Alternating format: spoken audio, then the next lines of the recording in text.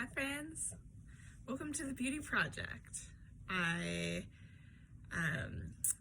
hope that this is something that I can be vulnerable in and just showing up fully myself each and every day where I'm at, to set an example that we can be that. We don't have to try so hard to not be ourselves or to be and fit into an image that isn't our true selves. So here I am, my true self in this moment, with no makeup, some pimples, and just this is where I'm at today. And I'm so excited for this interview with Savannah and Erica. These are two people that I just recently met, and they are so freaking rad. One is a hairstylist, one is someone that grew up with a hairstylist mother, and just have some really deep, thoughtful perspectives on beauty, what it is, what it's not, the struggles with it, the struggles with the beauty industry. And I just was filled with so much love and joy doing this interview. I hope that you enjoy. I hope that you are inspired. I hope that it can invite you to reflect on what beauty is to you and what it means to you, what it is that you see as beautiful with others, in others, and ultimately yourself. Enjoy, and we'll see you on the other side. Welcome to the Beauty Project. Thank you. So if you want to introduce yourselves just for a second, kind of say your names and anything that you would like to share. I'm Erica. I am a barber hairstylist. My favorite color is yellow. I'm Savannah. I am not a barber. I work at a bar as a bar back. That's it. That's all my personality. Do you have a favorite color? Blue. I like blue a lot. Perfect. I like many colors, but blue is Blue. Like, Is there a shade of blue? Not particularly, but I don't like cobalt blue. That's fair. It's too Too much. It's too abrasive. Yeah. Alright, perfect. Solid. So, yes. So I'm just gonna ask the question, what is beauty? And just tell me your first thoughts that come to mind, anything that you want to share just off the top. Like, what is beauty just kind of in general? To me, beauty is kind of everywhere. I mean, I feel like when I experience it, deeply, it's usually involved in, nature. I don't know, and it kind of is, something that makes me feel present in, whenever I was finishing the house with your sister, we went and looked at the sunset, and I was having a really hard day. We were just watching the sunset, and I just started crying because I just felt so in the moment. I think that's, I don't know. I feel like it's not really just a physical thing, you know? Yeah. And then when I went to Colorado this year, and I got to go to this the highest part of the mountain, and I just got to see I don't even know how many miles away. It was fucking insane, and I just was holy shit. And I've been there so many times, but that time after my spiritual wake up the last 2 years, I was just I felt so one with everything, and that's that was beautiful to me. And just sharing moments like that with people and stuff is really important to me. Yeah. That sounds amazing. It was. How about you, Erica? Beauty to me, I think, is self-expression and just really finding who you are, believing in yourself,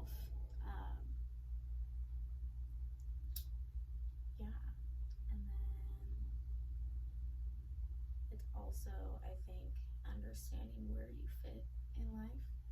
And that can be like visual, it can be spiritually, it can be more like self-reflective, but just like really figuring out who you are. And like kind of touching on the nature thing. When I was at Salon National Park, we were like on the road, like going into the park, and it was like I felt like a tiny little like pinpoint, and I was like, wow, like there's so much more than me. And it kind of felt like land before time almost, like it just really put into perspective how small our own like worlds are, and that we can expand them, and just like that gave me more of a need to experience things that I've never experienced, whether it's like super exciting or kind of uncomfortable. That's awesome. So looking back at maybe like your younger self, how that person, that young self, saw beauty and how it's kind of evolved over time, what would you say on that? Like, how was that viewed as your younger self, and what's changed? Probably just like in how I looked up to people. Like I looked at my mom and I thought she was so pretty, and like I wanted to like, you know, emulate that. But the older I've gotten, the more I've been like, it's not an exterior thing. Like I don't think my mom is pretty anymore, but it's not because she's ugly. It's like, you know, it is an inner thing. And I don't know.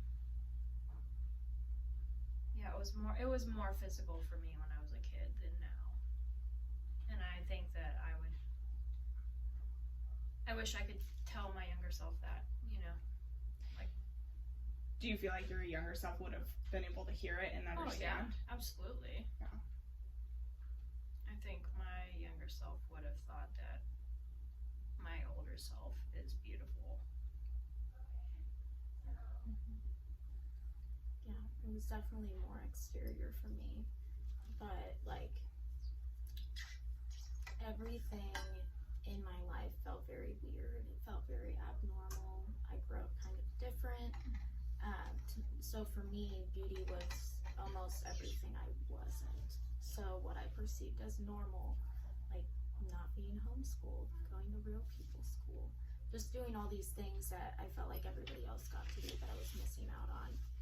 And like it was very like stereotyped, because you know all I saw was one kind of person a lot of times, you know, like one standard of beauty. Yeah, it was all like blonde hair, this kind of body shape, all that stuff. And like everything that I was, I didn't think I was that. And so now, like the moment that I started to realize that normal, or what I perceived as normal, wasn't what I wanted either. It was just something that was different than what I was experiencing. Like I don't want that. And the more I find who I am and like really think about it and reflect on it and admit to myself like parts about me that are a little bit weird or different, or like I kind of like that I'm a little bit strange. And now I think that because of how confident I am in who I am and how I came to get here, I wish that I could go back and kind of explain like beauty and everything that you think is normal is so not who you are. And beauty is so much more. And I think that would have helped a lot, helped me get started on figuring out who the fuck I am, because it wasn't anything I saw. Yeah. And same kind of question that I asked Savannah is like, do you think that that younger self would have heard that and like understood what you were saying?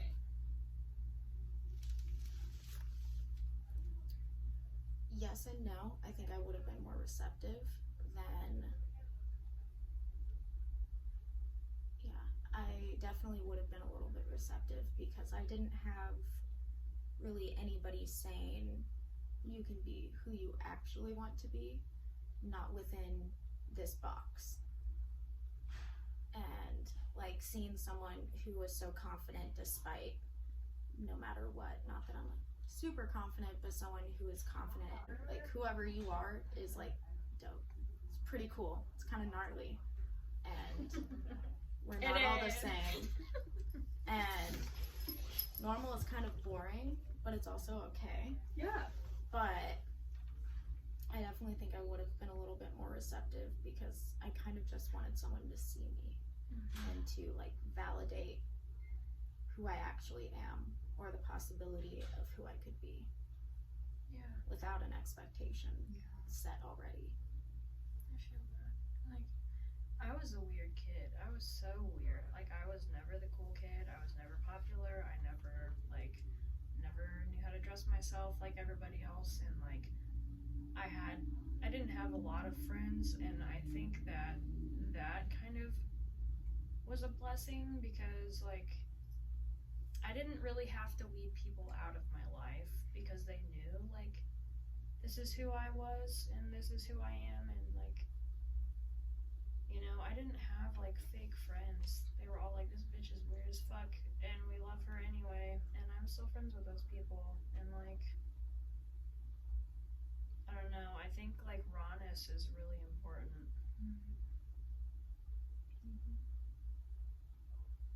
Absolutely. Yeah, there's like the being raw, being vulnerable, being authentic. I like for the longest time like hated the word authentic because I felt like it was overused. I feel like that's like chilled out in our culture a little bit, and now I'm like, okay. It was misused. It was misused. Yeah. I will say authentic was definitely a term used growing up for me because like I grew up very religious, and in like the 2000s, like the 90s, 2000s, early 2010s, like purity culture, like the cool youth pastor movement kind of thing, like trying to like get on teens levels to, you know, like connect with them no matter what the actual reason for doing that was. And they were always like, be your authentic self through something else. And, or like, it was like telling someone they could be whoever they wanted to, but very specifically. And I mean, like, no, you can't be that, you can't be that, you can't be that. It was like, be authentic in Christ. Yeah. Like, Christ is your authenticity and nothing else is. Yeah, like be authentic with your faith, all this stuff. And I'm not gonna say that that's wrong, but it was so misused because there was no option for maybe wanting to look at things differently. And so I think authentic has actually really been skewed a little bit. But it's definitely, maybe it's because I don't go to youth group anymore, but it's not used as much with what I've noticed. It's almost like actual authentic people are not the ones telling other people to be authentic. You know? It's like people that are authentic are just being authentic, and they're not like telling other people how to do that. Or it's almost as if you like show or explain authenticity without just calling it authenticity. Like being authentic yourself and almost like encouraging others by example, or putting it in a way that resonates easier almost. I feel like it's more authentic the way that they, explain or use authentic. Something like that. Yeah, and then I feel like the same applies to beauty. Like the people, and not to talk poorly on them, but it's like the people that are like trying to be the most beautiful, like the most attractive. It becomes this superficial thing, and that's okay. That's what they get to do. Sure. But there's this thing, the magic, I feel, gets kind of lost of what actual beauty is. And that's part of this whole project for me, is just to uncover that, and to maybe for a moment in time to just explore that. And I to tie it into the beauty industry, like I feel like you both have some connection to the beauty industry, and maybe we can talk about a little bit of that, and like maybe what on the surface do you guys see the beauty industry as? Let's start there, and then we'll kind of go a little bit deeper into what it means to you guys. I see the beauty industry as a place where people can grow and people can really add to people's lives in such a positive way, and really just encourage people to be themselves and to like feel comfortable with who they are, and almost be able to like helping someone put into words how they feel, almost helping someone figure out how to express themselves. But then I also see a lot of toxicity, because people can get lost in trying to be the most, kind of like you were saying. The prettiest, or the best at this, or the best at this, or just number one, and it becomes a competition. And I think it's good to be enthusiastic about honing your skills, honing your look, all of that. But there can be a very fine line that can very much affect people between the two positives and maybe not so positive influences. Yeah. So I have met some people in the beauty industry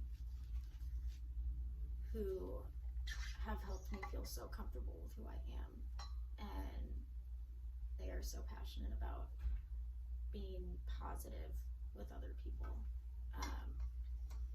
and really encouraging, and it's their passion to make people feel pretty or feel good about themselves or confident, in different things.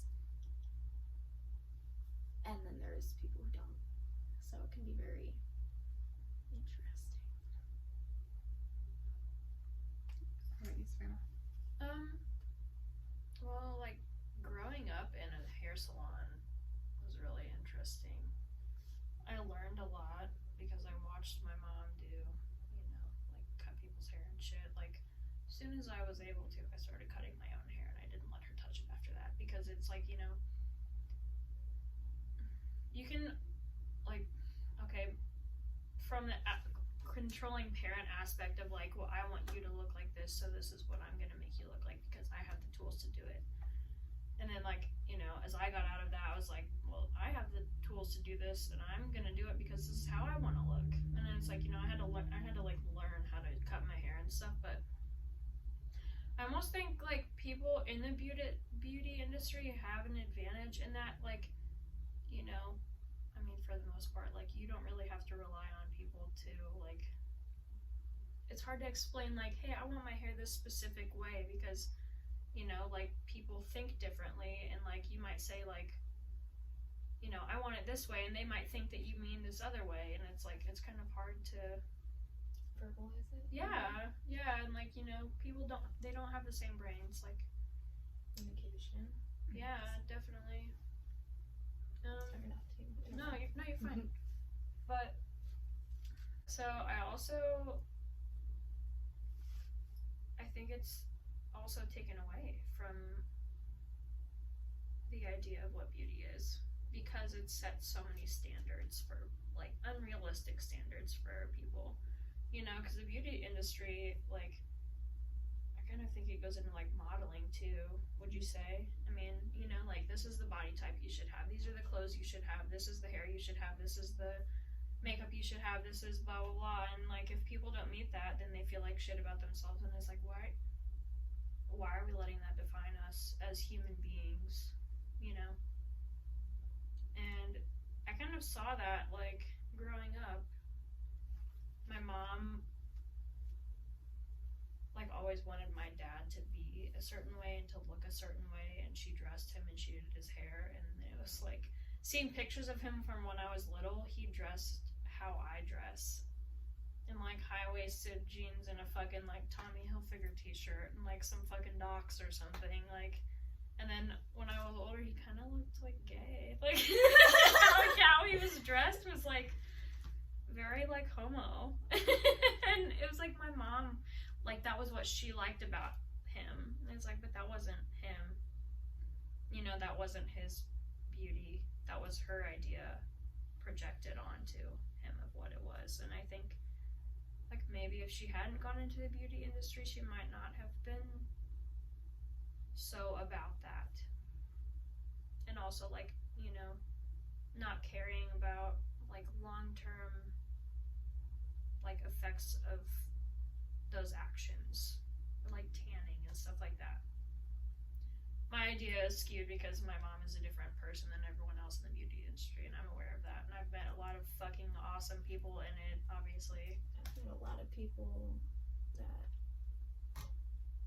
I am reminded of as you, like, talk about those things that really affected you about your mom being in the beauty industry. I can think of so many people, especially from hair school, and it is so easy for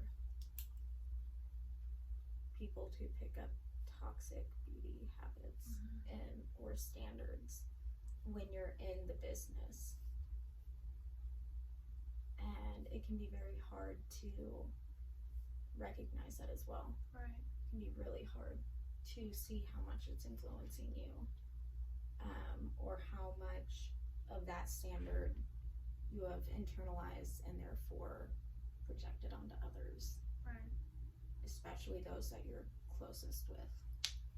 Yeah, like, I have always been a hairy person. I have bushy eyebrows, like, I got dark hair on my legs.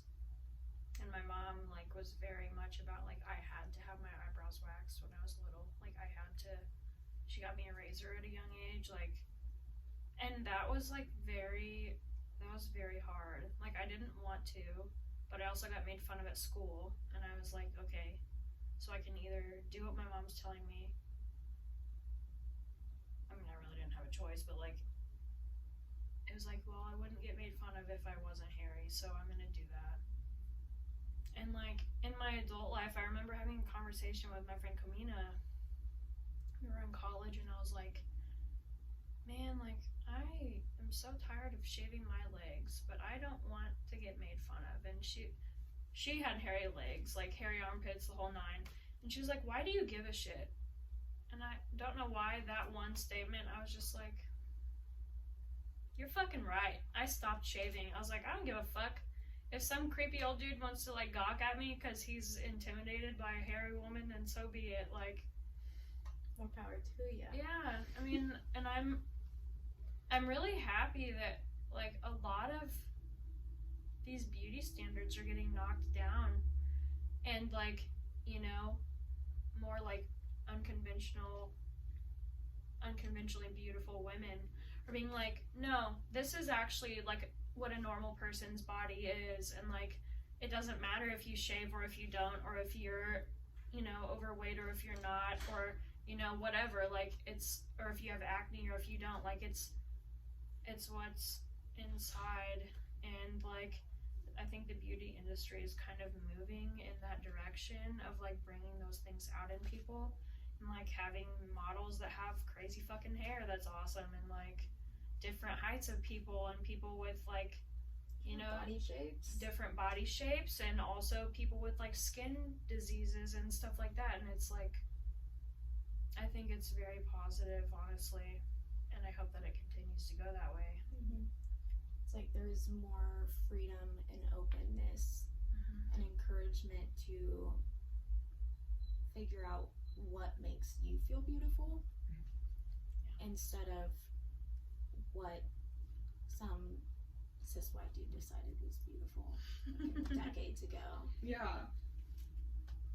And it's almost like more people are stepping out and showing, this is what makes me feel beautiful. I am beautiful despite everybody else, and they shouldn't take away from anybody else's beauty. Right. But here I am, an example of someone who's unconventional or doesn't want to be blonde, you know, nice skinny waist, like all of that stuff. Even if you are, just like not letting that dictate who you are.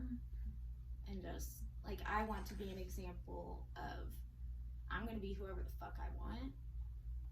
I'm going to look what makes me feel comfortable and good about myself, and however I choose to express it. Like, I will encourage others to figure out who they are. And I just want to show people that you don't have to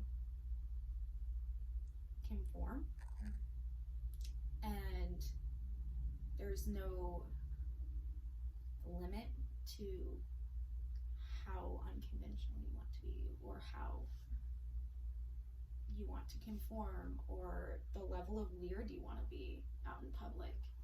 Like, you gotta really figure out who you are.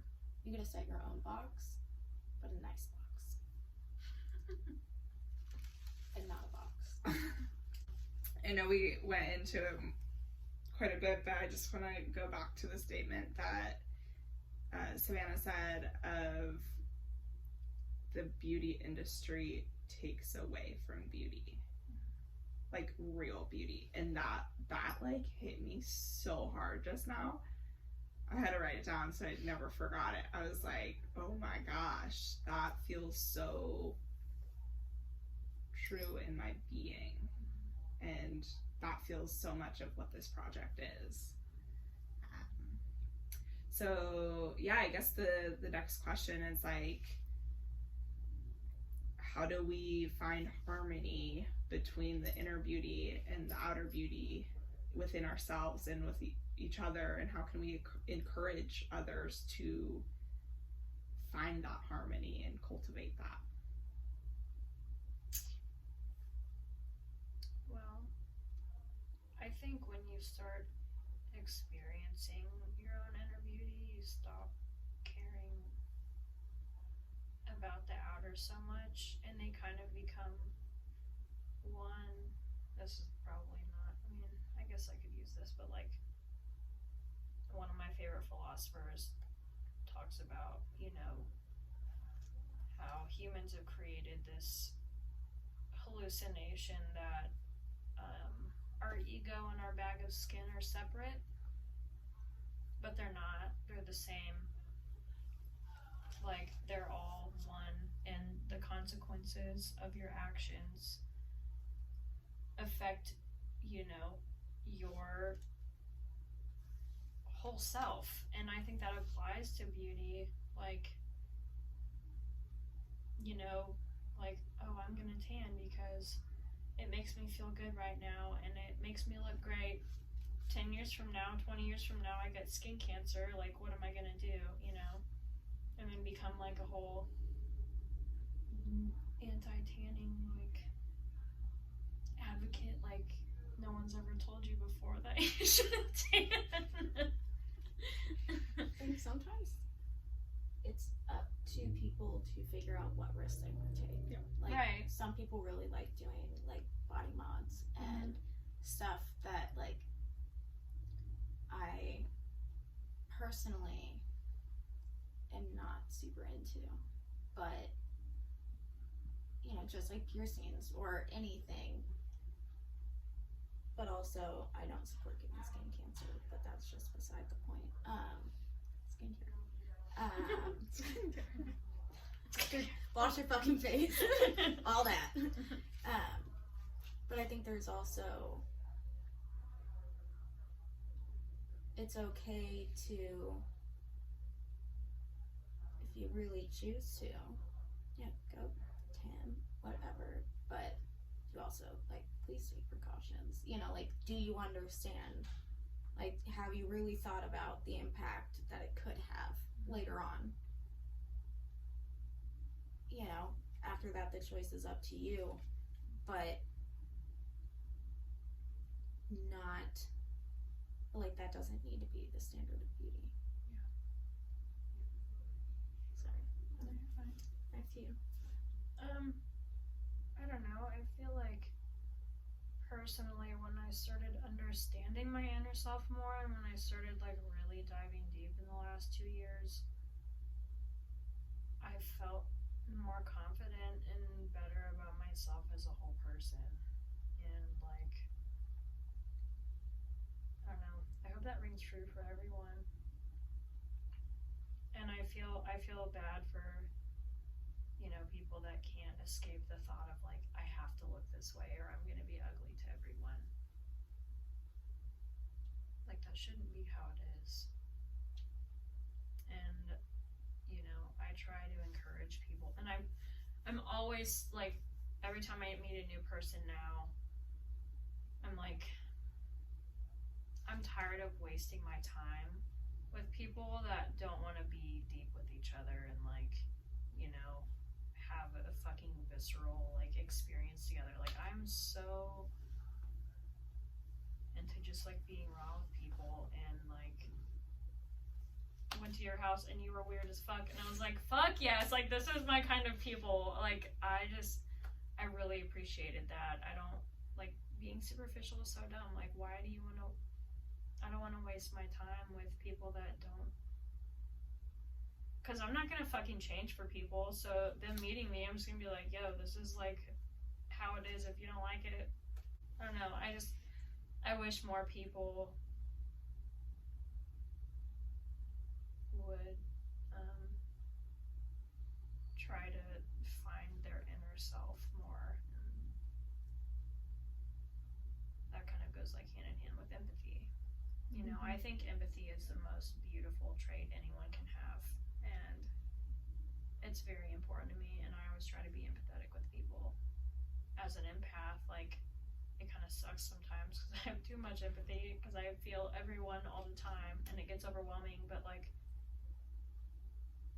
I don't know. I think it's important, and I think that empathy, like being the most beautiful thing that people can have, I think it will change the world eventually if we can get more people on that bandwagon. Like corporations or whatever that are destroying the planet. That's fine.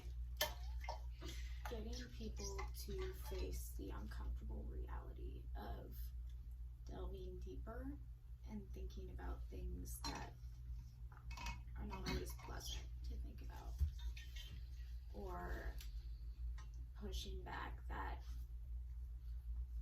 small memory of someone saying something that made you not feel good about yourself or think too much about something that resulted in you not wanting to, like, you just don't want to think about that because you remember some sort of uncomfortable feeling. And it's so hard to face the uncomfortable and to acknowledge things, but when you do, like, authenticity or beauty or empathy, I feel like that's really where growth starts. That is the hardest part, is facing that thing. And then afterward, you're like, I can fucking do whatever. Because it's like, where the hell do I start? How do I get from point A to point 1000? But it's just letting yourself sit in silence sometimes, or not push back that thought or memory or something,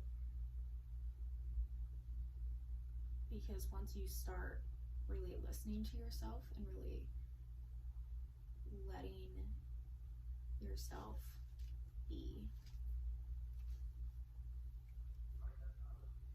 it makes it easier to figure out where to go from there as well.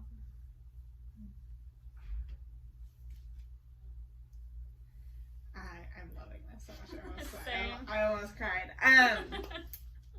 Erica, so No cry. You're fired. I'm kidding, let it out. I cry. One tear. You got 3 teardrops. you and I have a similar story of shaving our heads. I want to kind of explore that, and like the leading up to and when in your life you decided to shave your head, and anything you want to share on that.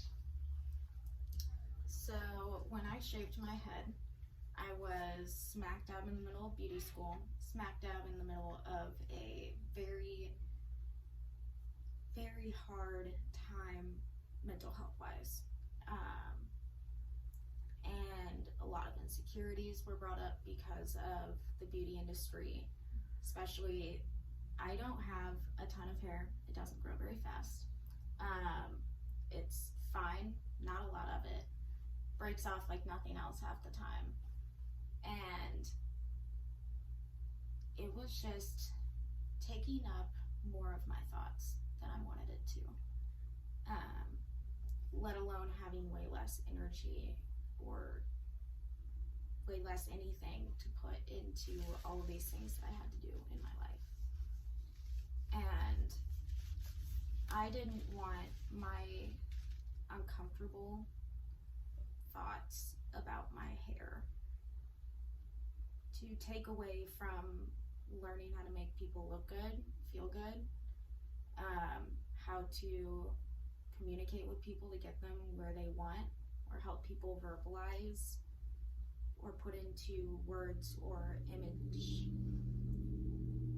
what they want, and how to express who they are and how I can help them.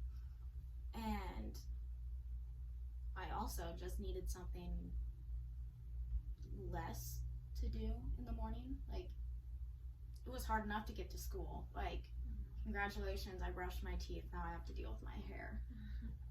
Or I'd get shit from my instructors. And I'd always kind of wanted to shave my head, because I was like, fuck everything, let's try it sometime, you know? So I knew that I had always wanted to. And It's a power move. it is, I will tell you that much. It's very therapeutic Oh, in yeah. very different ways for everybody. But like, so one day I was at my friend's house and I was like, let's shave my head. Her mom used to do hair, so we took these like old ass trimmers, put a 4-guard on it, whatever that meant in those clipper guard lengths. Were they different? And we just had at it. And How long was your hair at that point?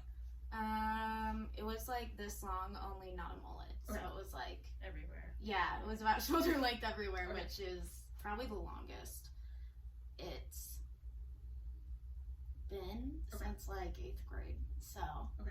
yeah. But, and like I remember, because I had like platinum blonde hair, so I looked like Slim Shady once we were done. It was a good time. And there's a picture that my friend took of me like in weird sunglasses, doing like this or whatever, and all you saw was someone that had like almost zero hair and had a big ass pimple right there and nothing to distract from it. And I remember I liked that picture, but I also didn't like that there was a pimple there. And now I look back and I'm like, fuck yeah, who cares? Like, I just did something. Everybody has had a pimple in their leg. Just looking back on that picture, my thoughts about it have changed so much over time. And I look at that picture differently. And it was very interesting because not too long after that, I knew I needed to go to the psychiatric hospital. So I admitted myself. Only one person thought I was physically ill as well, with no hair. And I said, no, I just needed Oh something my to god. change. True. And then I got an apology letter. But that's irrelevant. But not having my hair took away so many thoughts and distractions. And the one time I shampooed my scalp and like quarter inch of hair was with Suave shampoo, which absolutely killed me. I was like, what am I doing with my life? Oh my god. I was like, I know I need to just all feel better, whatever. I didn't have hair for Suave to ruin. And so I was like, what's the worst that's gonna happen? Like, I think I'll be okay this one time. And I'm not joking. If I had used Suave on my really fine hair, because I used to do that, like growing up, it's a greasy, flat, not great mess. And I didn't even have to worry about that. And then once I figured out what to do from there to help my mental health, really had a lot more resources and stuff. And I wanted to get my shit together and finish school strong. And I knew at that point that I really wanted to live the truth of beauty is not hair. Beauty is not something tangible always. It's having the strength to get up out of your bed in the morning. It's having the strength and just pure energy to go and do something that scares the shit out of you. Or beauty is dressing how you want. Beauty is loving who you want. And beauty is still just getting out of bed and doing the very bare necessities. Because that is one step closer to feeling more like yourself. And yeah, over the next couple months, I got a lot more of my shit together. I finally did all my laundry that I hadn't done in like 6 months. Hell yeah.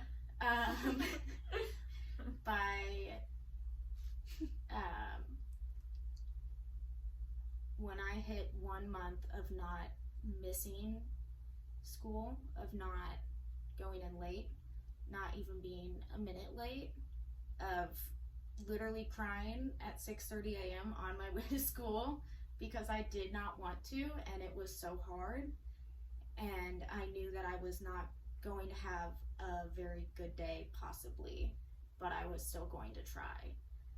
And I knew I was going to a place that was going to make me work harder to feel okay.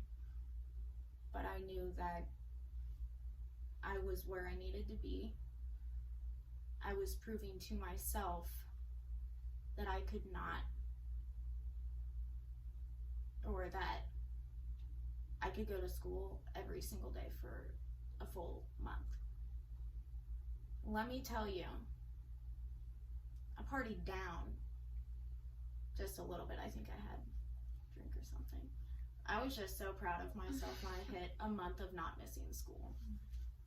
And shaving my head gave me the freedom to learn my craft and learn my skill and feel better about myself and look in the mirror and be like, well, this is what I have to deal with. So I might as well like it. If we need to start with tolerating it, step one. Next thing we go after is really liking it. And beauty is not here. I like that you took the thing that was affecting you the most and you were like, this is not going to define who I am and how I feel beautiful. And you were like, fuck this shit, I'm just gonna do something different. Like, I'm out. And I forgot to also mention, I went down to literally a 1 to get all the, like, less than a week before I ended up admitting myself to the hospital. So I was at, like, you could tell I had some hair for about a week. And I was like, I'm so over this shit. Like, fuck this shit. And I just did a 1 all over and tried to line up the back of my head. That didn't work too well, but it's fine. you looked good. And it was like having half an inch of hair wasn't enough. I needed to get rid of it. And just gotta do it sometimes. Just gotta do it. Yeah, I mean, this past time I was hiding behind my hair. Like, I was definitely hiding, and I was like, oh, that's not the hairstylist I want to be. I want to be someone that feels good in my body and my hair. I don't want it to just be my hair. That looks amazing. So I was like, I have to take it away. Be gone. So Big on thought. THOT. So bye. And an unexpected thing that came from that was I started working out, and I didn't have to plan working out around my hair washing schedule. Mm-hmm. I know that. Touche. I totally get that. Yeah. So that was a game changer for sure. Okay, so I want to just kind of wrap this up and do your beauty statements. So basically what's going to happen is you're just going to fill in the blank. And we've pretty much covered all of this. It's just kind of like what would be written as like a written statement, only we're going to do it verbally. So who wants to go first? I'll go, whatever. Okay. So beauty to me is... And you said it's like whatever, like we can say what we've said or whatever. Yep. Okay. Beauty to me is like the love and empathy that I have for people, and feeling it radiated back, and not just the physical, but I think that it's an energy that people have, and you feel it when you walk in the room. Like, I felt it when I walked into your house. It was fucking awesome. Beauty is an experience that you have with people, and like a connection that's deep. I am beautiful because... I am beautiful because of how deeply I have those characteristics and experience them. And I've struggled a lot with like my perception of myself physically, and I've tried a lot to like get away from that because I'm not conventional looking whatsoever, and I'm aware of that, and I don't think it's a bad thing anymore. I used to. But I think I'm beautiful because of how I treat people, and you know, the effect that that has on them, and the way that they see me in return. I think that, you know, I draw a lot of positive people and energy to myself because of how I treat people.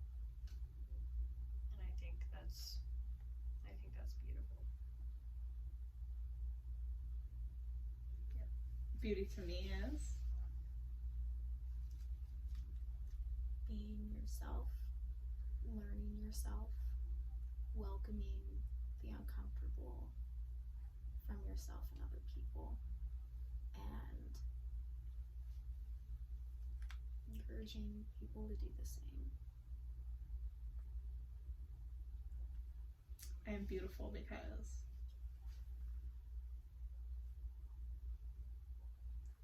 I am me, and no matter how weird that is, no matter how weird other people are, we are beautiful because of who we are and how unique we all are.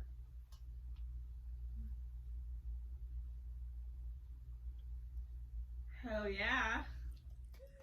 So that's it. That was our amazing interview with Erica and Savannah. I just was blown away by this interview, this conversation, more than anything. There were definitely some parts that I was just blown away.